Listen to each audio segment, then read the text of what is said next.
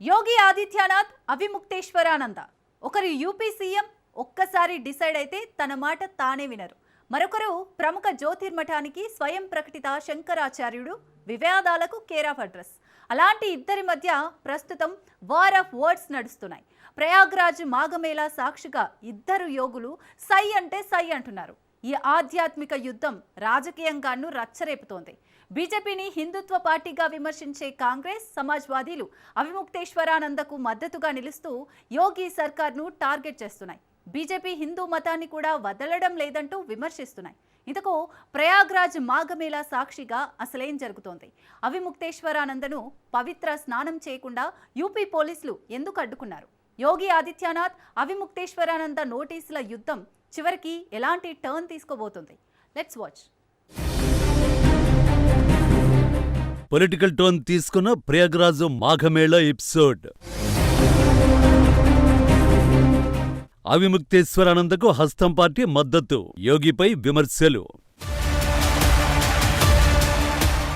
ఇద్దరు యుగుల యుద్ధం ఎందుకు పొలిటికల్ టర్న్ తీసుకుంది? 2026 జనవరి 18 మౌని అమావాస్య కావడంతో ఉత్తరప్రదేశ్లోని ప్రయాగ్రాజ్ ఆధ్యాత్మిక శోభను సంతరించుకుంది. నదీ ఘాట్లలో ప్రజలు పెద్ద ఎత్తున పవిత్ర స్నానాలు ఆచరిస్తున్నారు. ఉత్తరాఖండ్లోని ప్రముఖ జ్యోతిర్మఠానికి తానే 46వ శంకరాచార్యుణ్ణి అని ప్రకటించుకున్న స్వామి అవిముక్తేశ్వరానంద కూడా ప్రయాగ్రాజ్ త్రివేణి సంగమానికి అనుచరగణంతో రథం పైన వచ్చారు. అయితే రథం దిగి నడుచుకుంటూ వెళ్లాలని అధికారులు అభ్యంతరాలు చెప్పారు. దీంతో ప్రముఖ జ్యోతిర్మఠానికి శంకరాచార్యుణ్ణైన నన్నే నడిచి వెళ్లమంటారా అంటూ ఆగ్రహించారు ఆయన. అలా మొదలైన వాగ్వాదం చినికి గాలివానగా మారింది. పోలీసులు, సాధువుల మధ్య తోపులాట జరిగింది. తర్వాత రథాన్ని నదీ సంగమానికి దూరంగా తీసుకెళ్లారు. అలా అవిముక్తేశ్వరానంద పవిత్ర స్నానం చేయలేకపోయారు.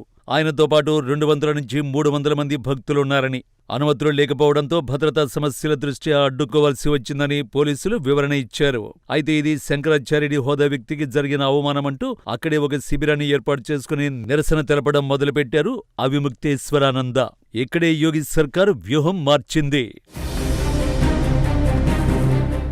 ఎప్పుడైతే శంకరాచార్యుడి హోదా వ్యక్తికి జరిగిన అవమానమంటూ వివాదాన్ని రేపారో అప్పుడే అవిముక్తేశ్వరానందకు నోటీసులు పంపింది యోగి సర్కార్. మీరు నిజమైన శంకరాచార్య అవునా కాదా అని 24 గంటల్లోగా నిరూపించుకోవాలని నోటీసుల్లో పేర్కొంది.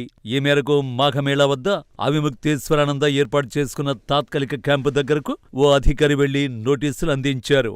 ఇలా నోటీసులు ఇవ్వడానికి కారణం జ్యోతిర్మఠానికి 46వ శంకరాచార్యుడు ఎవరన్న వివాదం సుప్రీంకోర్టులో ఉండడమే. ఉత్తరాఖండ్ జ్యోతిర్మఠ శంకరాచార్య స్థానంపై దశాబ్దాలుగా వివాదాలు కొనసాగుతున్నాయి. 1989 ఏప్రిల్ 8న స్వరూపానంద సరస్వతి తనకు తాను శంకరాచార్య అని ప్రకటించుకున్నారు. అయితే 1989 ఏప్రిల్ 15న ఆ పీఠానికి చెందిన వసుదేవానంద సరస్వతిని వారసుడిగా శతానంద ప్రకటించారు. దీంతో ఆ పీఠానికి ఇద్దరు పీఠాధిపతులు కొనసాగారు. 2022 సెప్టెంబర్లో స్వరూపానంద సరస్వతి పరమపదించారు. ఆ తర్వాతి రోజే తానే శంకరాచార్య అంటూ అవిముక్తేశ్వరానంద ప్రకటించుకున్నారు. కానీ అదే ఏడాది అక్టోబర్లో ఆయనపై సుప్రీంకోర్టు బ్యాన్ విధించింది. తుది తీర్పు వెల్లడించే వరకు ఎవరిని శంకరాచార్యగా ప్రకటించరాదని, పట్టాభిషేకం కూడా నిర్వహించవద్దని, ఆ పోస్టును ఎవరూ ఆక్రమించరాదని స్పష్టం చేసింది. ఈ క్రమంలోనే సుప్రీంకోర్టు ఆదేశాలను ధిక్కరిస్తూ మాఘమేళా క్యాంపు వద్ద శంకరాచార్య అంటూ అవిముక్తేశ్వరానంద బోర్డు పెట్టుకున్నారని, అందుకే నోటీసులిచ్చామని మాఘమేళా అధికారులు చెప్తున్నారు. దీనికి అవిముక్తేశ్వరానంద కూడా నోటీసులతోనే స్పందించారు. మాఘమేళా అధికారులు ఇచ్చిన నోటీసులకు అవిముక్తేశ్వరానంద ఇచ్చిన కౌంటర్ నోటీసులే ఇవి. తాను ఇతర 3 పీఠాల శంకరాచార్యులచే గుర్తించబడిన వాడినని, సుప్రీంకోర్టు తనపై ఎటువంటి నిషేధం విధించలేదని నోటీసుల్లో వాదించారు. అడ్మినిస్ట్రేషన్ 24 గంటల్లోగా క్షమాపణ చెప్పాలని, లేని పక్షంలో కోర్టులో పరువు నష్టం దావా వేస్తానని హెచ్చరించారు. అప్పటి వరకు తాను తన శిబిరంలోకి అడుగు పెట్టనని, రోడ్డుపైనే ఉంటానని సవాల్ చేశారు. ఇక్కడే సీన్లోకి ప్రతిపక్షాలు ఎంట్రీ ఇచ్చాయి. కాంగ్రెస్, సమాజ్వాదీ వంటి విపక్ష పార్టీలు అవిముక్తేశ్వరానందకు మద్దతుగా నిలుస్తూ యోగి సర్కార్ను టార్గెట్ చేయడం స్టార్ట్ చేశాయి. సమాజ్వాదీ పార్టీ అధినేత అఖిలేష్ యాదవ్ అవిముక్తేశ్వరానందకు ఫోన్ చేసి మద్దతు ప్రకటించారు. బీజేపీ ప్రభుత్వం మతపరమైన వివక్ష చూపుతోందని విమర్శించారు. కాంగ్రెస్ పార్టీ ఈ ఘటనపై తీవ్రంగా స్పందించింది. యోగి ఆదిత్యనాథ్ ప్రభుత్వం ఉద్దేశపూర్వకంగా అవిముక్తేశ్వరానందను ఇబ్బంది పెడుతోందని ఆరోపించింది. ఉల్టా ఆधी रात को 12 बजे एक नोटिस आ गया उत्तर प्रदेश सरकार से। उस नोटिस में यह कहा जाता है कि साहब हम तो आपको शंकराचार्य नहीं मानते। ये घमंड की पराकाष्ठा, ये इसको कहते हैं विनाश काले विपरीत बुद्धि। ये निर्लज्ज भाजपाई अब तक तो मुसलमानों को कहते थे कागज दिखाओ, अब हिंदुओं के जो संत शिरोमणि हैं उनसे कहते हैं कागज दिखाओ। ये कहां आ गए हम? ఇప్పటి వరకు బీజేపీని హిందుత్వ పార్టీగా విమర్శించిన కాంగ్రెస్ నేతలు ఇప్పుడు అదే బీజేపీని హిందుత్వ వ్యతిరేకగాను విమర్శించే ప్రయత్నం చేశారు. మహాకుంభమేళ నిర్వహణ సరిగ్గా లేదని విమర్శించడం, కోవిడ్ సమయంలో గంగానదిలో మృతదేహాలు తేలియాడటంపై ప్రభుత్వ వైఫల్యాన్ని ఎత్తిచూపడం, అయోధ్యలో నిర్మాణం పూర్తి కాకుండా ఆలయాన్ని ప్రతిష్ఠించడం తప్పని విమర్శించడంతోనే అవిముక్తేశ్వరానందను ప్రభుత్వం ఇబ్బంది పెడుతోందని ఆరోపించారు. చాలా మంది బీజేపీని కేవలం మైనారిటీలకు వ్యతిరేకంగా ఉన్న పార్టీగా భావిస్తారని, కానీ ఇప్పుడది హిందూ మతాన్ని వదలడం లేదని విమర్శించారు. మొఘలులు, బ్రిటిషర్ల కాలంలోనూ ఇలా జరగలేదన్న కాంగ్రెస్ నేత ఆర్ఎస్ఎస్ చీఫ్ కు Z+ సెక్యూరిటీ మధ్య పుణ్యస్నానాలు చేయించడంపై ప్రశ్నలు సంధించారు. మోహన్ భగవత్ అవిముక్తేశ్వరానంద కంటే గొప్పవారా అని ప్రశ్నించారు. ఈ విషయంలో ప్రధాని మోడీ జోక్యం చేసుకోవాలని డిమాండ్ చేశారాయన.